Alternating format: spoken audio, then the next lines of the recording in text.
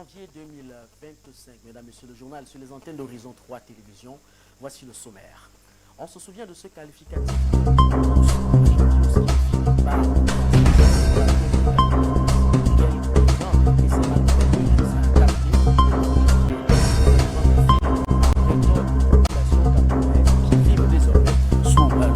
des souffrances presque insoutenables.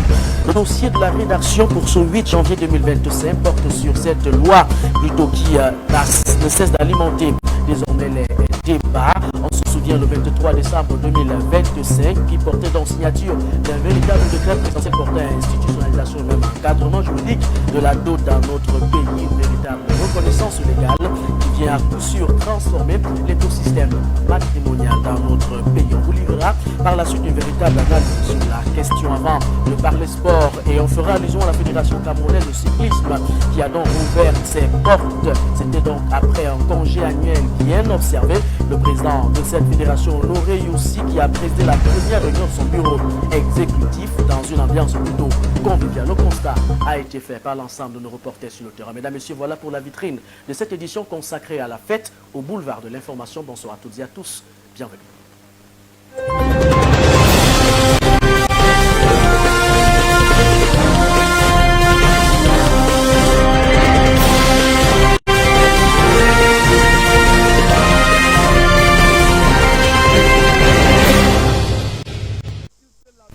Le 23 décembre 2024, on se souvient de ce décret présidentiel portant justement institutionnalisation et même encadrement juridique de la dot au Cameroun. C'est une véritable reconnaissance légale qui vient à coup sûr transformer l'écosystème matrimonial au Cameroun. Pour en savoir plus, reportage de David So. Le mariage traditionnel au Cameroun est désormais reconnu par la loi. Les couples ont à présent la possibilité de transcrire leur union auprès d'un centre d'état civil. Une réforme qui vient d'une manière ou d'une autre répondre aux réalités culturelles, sociales et traditionnelles du pays et aussi offrir une sécurité juridique aux couples, quel que soit leur choix rituel. On valorise plutôt la tradition, sauf qu'il faut éviter peut-être des excès. Parce que quand on institue maintenant l'obligation de doter, il ne faudrait pas que les familles prennent ça comme si c'était de la marchandise. Donc pour moi, ça ne dévalorise pas. Au contraire, ça donne un peu de poids à la tradition.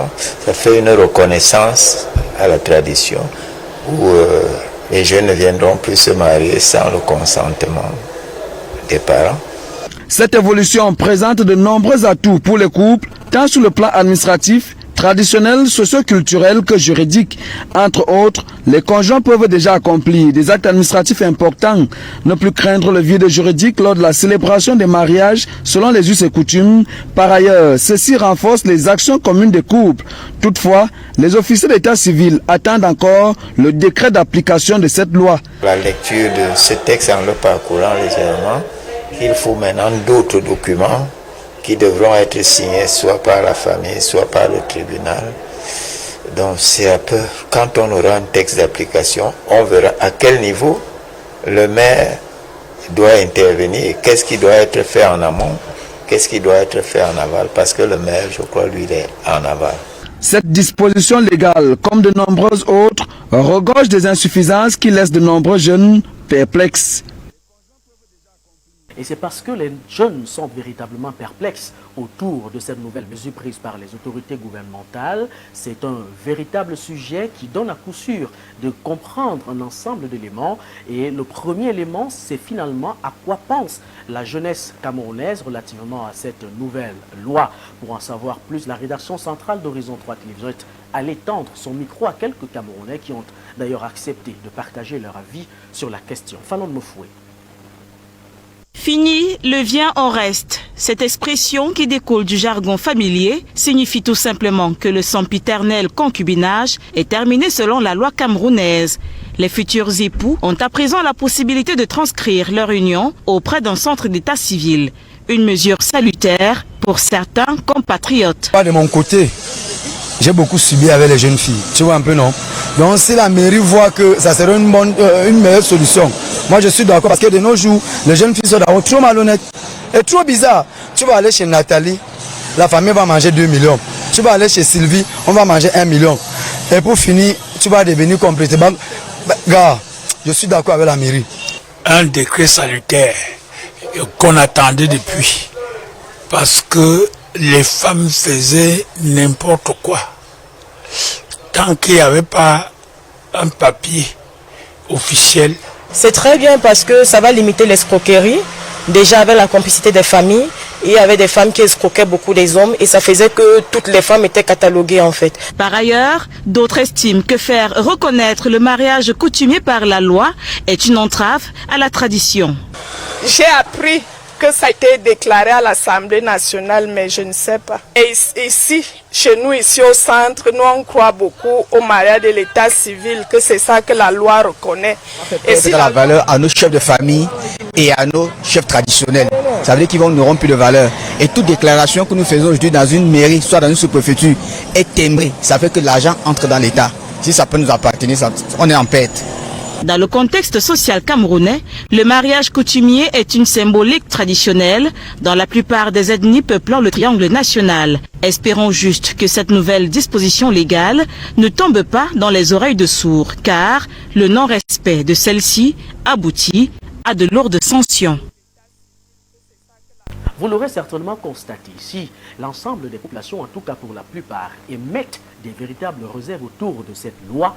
Il y a lieu de se questionner sur l'insuffisance de cette institutionnalisation de la dot au Cameroun. C'est une question qui nécessite une analyse profonde et parce que cette analyse, en tout cas, est contenue dans l'encre de JDF, Jordan Doucefo-Mekong, je vous propose de la regarder.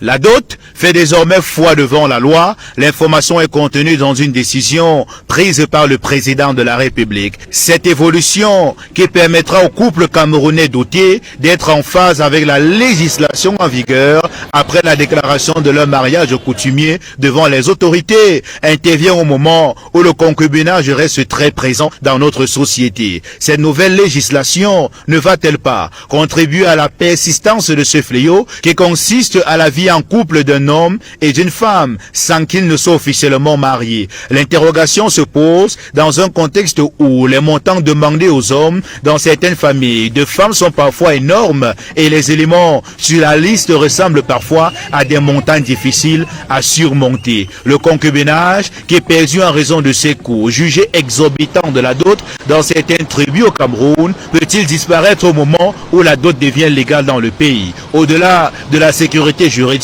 que ces nouvelles lois offrent aux femmes dotées qui sont désormais protégées devant la loi, il serait peut-être aussi question de se pencher sur les modalités claires de la dot au Cameroun, car certains abusent parfois. Fixer les taux après concertation dans les différentes communautés pour éviter la fuite de certains hommes à la découverte de la liste, cela peut également être une avancée significative au-delà du pas jugé important qui vient d'être fait par les autorités camerounaises. C'est une analyse qui intervient justement dans un contexte où les hommes parfois sont obligés de payer des sommes pharaoniques dans certaines familles. Et oui, l'obligation parfois de construire des murs de soutènement est imposée. Parlons cette fois-ci de ce qualificatif connu de tous, la janviose. C'est un véritable qualificatif qui ne cesse d'asphyxier l'ensemble des Camerounais en cette période. Même si quelques-uns essayent justement, malgré eux, de s'adapter, le mois de janvier donne du fil à retordre aux populations camerounaises qui vivent désormais sous le poids des souffrances presque insoutenables. Reportage signé Yvan Amen. De la peine perceptible sur les visages des Camerounais de la ville de Yaoundé en ce début d'année 2025. En cause, la janviose. Le mois de janvier vient avec toutes ces difficultés. Donc en décembre, ce salaire qui vient déjà très tôt vient créer beaucoup de problèmes. Étant donné que les revenus sont bas, entre vie chère et surtaxation dans tous les secteurs socio-économiques du pays, plusieurs usagers pensent que la souffrance au Cameroun, c'est tous les mois de l'année. En décembre, c'était la même chose. En janvier, la même chose. Février, la même chose. Donc, c'est la vie que nous mène. On est habitué à ça. Moi, particulièrement, je n'ai pas prévu que janvier, ce sera un mois où... Parce que c'est ce que je vis au quotidien, que je mène jusqu'à présent. Pour y faire face, certains prennent des dispositions pour supporter ce difficile mois de 31 jours, notamment avec le ravitaillement de l'année en intérieur. Il y a le riz. Il faut prendre le riz en décembre, prévoyant le mois de janvier. Parce que quand on a déjà le riz à la maison, on a résolu beaucoup de problèmes. Il faut prendre en décembre 2 cajots de tomates, peut-être un carton de tomates concentré. Ça te permet de gérer janvier sans trop de problèmes. Il faut faire des réserves d'huile. Il faut avoir le macabo qu'on peut garder pendant longtemps, les ignames et des choses comme le poisson, la viande. On fait des bonnes réserves. Les réactions des citoyens de la ville aux 7 collines démontrent à suffisance que la vie chère a atteint une dégringolade très avancée au pays, ce qui met en mal le quotidien des populations. Il faut dire que ces populations font face à des tas d'immondices, à ces murs de la honte qui, à la réalité, servent pour la plupart de pots de fleurs dans les grandes métropoles de la ville de Yaoundé. L'abondance des poubelles dans les rues, de plus en plus déplorable, dit-on, une situation qui laisse penser que la gestion des déchets urbains dans la cité capitale est véritablement vouée à l'échec. Les populations à cet effet font alors recours à des méthodes pour pallier à ces problèmes et se foutent pas mal de l'implication négative que cela pourrait avoir sur la santé des populations. Reportage signé Lorma Teyabé. De nos jours, il est pratiquement impossible de circuler à Yaoundé, la capitale camerounaise, sans affronter à tout bout de champ des tas d'immondices. En effet, la ville croule systématiquement sous les ordures ménagères. Au quartier Obam Ongola, dans l'arrondissement de Yaoundé 3, les déchets sont à l'assaut de la chaussée. Une situation assez épouvantable pour les populations riveraines. Après les fêtes, ils n'ont quand même pu arriver par ici. Mais bon, nous sommes habitués. On va faire comment? C'est le pays. Nous sommes habitués avec les mouches, les maladies, les mauvaises odeurs. Parfois même, je ne sais pas, comme la population est obligée de mettre du feu pour brûler un peu. Bon, on n'a pas le choix, on fait avec. Ici au quartier Ahala, dans le même arrondissement, tout ne semble pas être si morose. Les populations peuvent compter sur les services d'assainissement des lieux offerts par la commune d'arrondissement. La personne qui nous secoue, qui nous aide, c'est la mairie. Pour le moment, c'est la mairie qui nous secoue, qui nous aide pour que nous soyons pas, nous puissions pas respirer les mauvaises odeurs et que nous soyons pas peut-être malades. Parce que nous savons aussi que Isaac ne peut plus travailler, en fait. Les sociétés de recyclage des déchets plastiques participent également à l'éradication de ceux-ci. Bon, nous, on recycle les bouteilles pour faire les fils et les palettes. C'est les bouteilles plastiques qu'on recycle.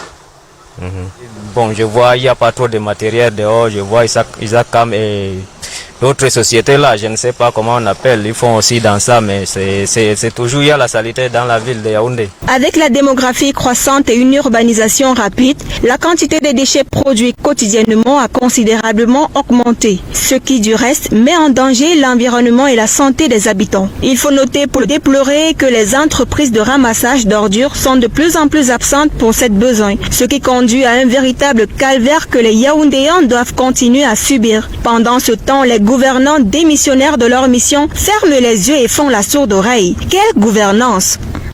Et pendant qu'ils démissionnent de leur mission, nous, on se pose la question de savoir combien de fois il faut réellement se laver par jour. C'est une interrogation qui intervient à coup sûr dans un contexte où le monde célèbre la journée consacrée au bain moussant. Un qualificatif peut être destiné uniquement aux personnes initiées parce que pour la plupart des Camerounais, ils sont habitués à un seau et à de l'eau lorsqu'elle existe visiblement. En tout cas, les Camerounais ont accepté de partager leur expérience quotidienne. Dans ce reportage véritablement signé Martin Luther King. Aujourd'hui, c'est la journée mondiale du bain moussant. Un excellent moyen de relaxation et de détente. Se laver est devenu une tradition chez les humains. Mais combien de fois faut-il se laver par jour? Les Camerounais interrogés nous donnent leur avis. Maintenant, comme il fait chaud, le soir, on se lave le soir avant de dormir. Donc, je peux dire 2 fois par jour, 2 fois. Pour un homme comme moi, je me lave 2 fois, le matin et le soir. Bon, il y a les matins où tu te lèves, si tu n'es pas, je suis pas pressé, je me lave. Parce que quand tu te laves, tu te sens un peu mieux pour mieux commencer la journée. Surtout pour mieux travailler, il faut que tu te laves le matin avant de sortir. Sauf si tu te lèves, que tu es trop pressé et qu'il n'y a pas le temps pour ça.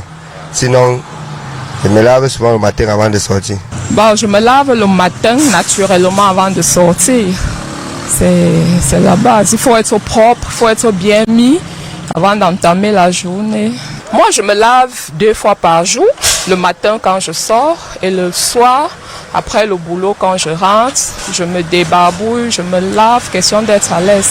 Bon, souvent le matin, je me lave. Quand je me lève, souvent, je me lave très tôt le matin. Bon, en soirée, comme ça, il rentre souvent la fatigue. Si je ne suis pas trop fatiguée, je me lave. Mais le moment, il fait vraiment... Il y a vraiment le froid. Bien même. Bon, sans te mentir, 2 fois, le matin et le soir. Se laver avec de l'eau propre et du savon moussant peut aussi s'avérer être très pratique avant de passer à l'acte sexuel. Ceux des Camerounais qui ont pu répondre nous donnent les raisons. Je me lave avant de faire l'amour beaucoup plus quand je me sens pas propre, on va dire ça, peut-être pas pur en fait, parce que c'est bien d'être propre avant de faire l'amour, donc je me lave très souvent, j'aime être propre avant de faire l'amour. Donc. Oui, tu sais, l'amour c'est quelque chose que normalement, ce n'est pas sale, c'est propre. L'amour est propre.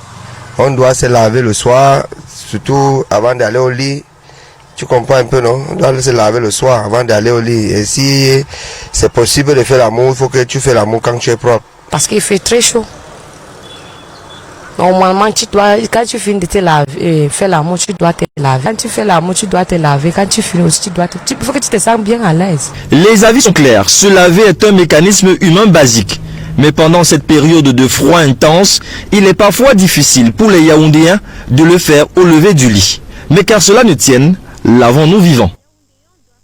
Lavons-nous vivants, oui, et c'est peut-être dans ce contexte que l'ensemble des évêques sont contre une autre représentation de Paul Biya à l'élection présidentielle 2025 qui s'annonce officiellement en octobre 2025.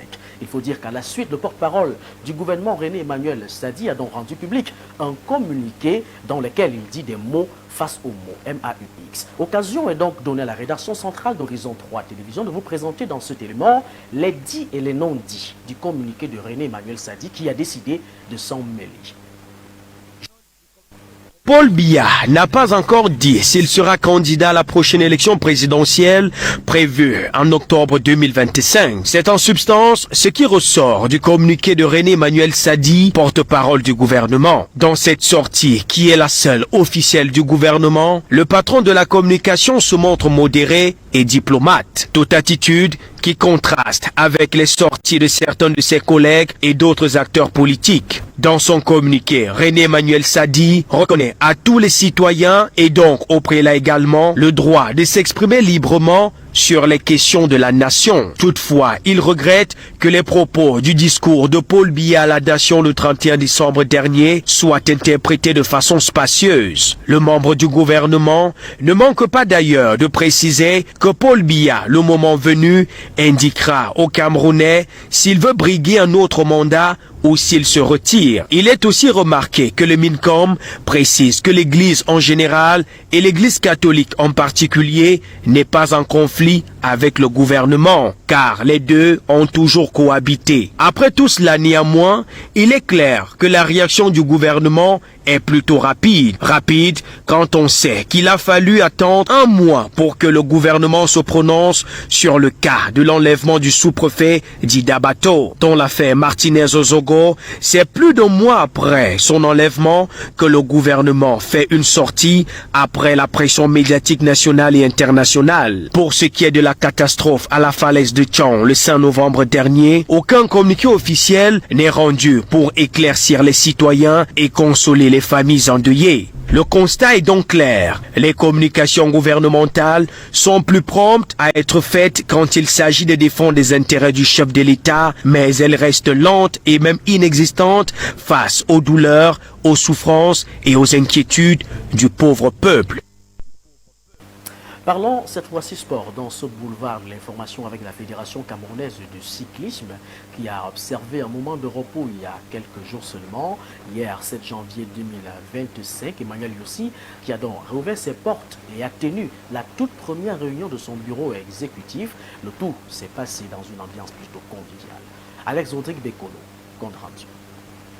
Il a été question de la rentrée des activités à la Fédération camerounaise de cyclisme pour la saison 2025. Une saison particulièrement chargée avec l'organisation de pas moins de 4 compétitions cyclistes internationales au Cameroun, toutes inscrites au calendrier international de l'Union cycliste internationale, à savoir le Tour cycliste international du Cameroun, la course internationale vélo tout-terrain Chantal Biya, le Grand Prix cycliste international Chantal Biya et le Grand Prix cycliste international d'Angola, mais également l'organisation de nombreuses compétitions nationales et la participation à plusieurs compétitions internationales en Afrique. Le chronogramme complet des activités à la Fédération camerounaise de cyclisme pour le compte de cette année 2025 sera rendu public dans les prochains jours. Le président de cette fédération a recommandé à ses collaborateurs engagement, détermination, disponibilité et professionnalisme en vue de garantir le succès éclatant dans l'organisation et la participation à tout événement sportif en cette année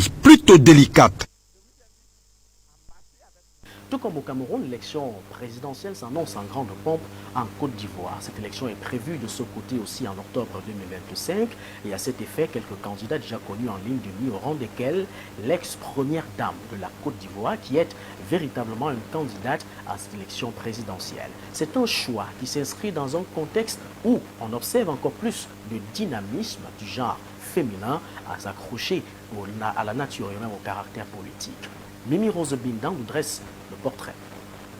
Née le 20 juin 1949 à Morosou en Côte d'Ivoire, Simone Herivette Gbagbo est une syndicaliste et femme politique. Mère de plusieurs enfants, elle fait ses études universitaires à l'université de Félix Houphouët-Boigny en 1984. C'est l'ex-épouse de l'ancien président ivoirien Laurent Gbagbo. Président du mouvement des générations capables, Simone Gbagbo peaufine la stratégie de son nouveau parti, lancé en août 2022 pour l'élection présidentielle prévue en octobre 2025. Depuis son amnistie, suite à sa condamnation à 20 ans de prison pour atteinte à la sécurité de l'État en 2018, Simone Gbagbo se montre particulièrement discrète et confiante. Dans son allocution, face à un média étranger, elle ambitionne de bâtir une nouvelle Côte d'Ivoire face à son ex-mari Laurent Gbagbo. Je promets de tout faire pour rebâtir le vivre ensemble, pour redémarrer l'œuvre de reconstruction de la nation ivoirienne.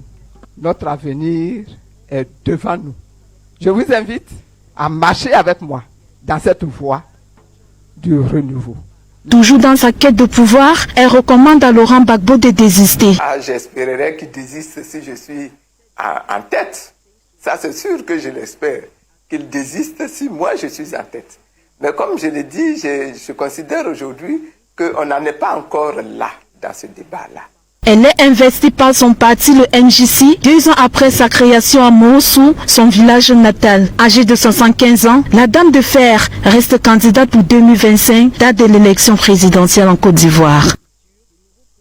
Parlons cette fois-ci de l'actualité hors de nos frontières. La page étrangère nous conduit tout de suite en France avec le décès de Jean-Marie Le Pen, l'ex-fondateur du Front National, qui est donc décédé le 7 janvier 2025 à Paris. Il meurt à l'âge de 96 ans. C'est un décès violemment célébré par l'ensemble des Français. Au Nigeria, 2 personnes perdent la vie dans l'explosion d'un engin dans une école islamique près d'Abuja.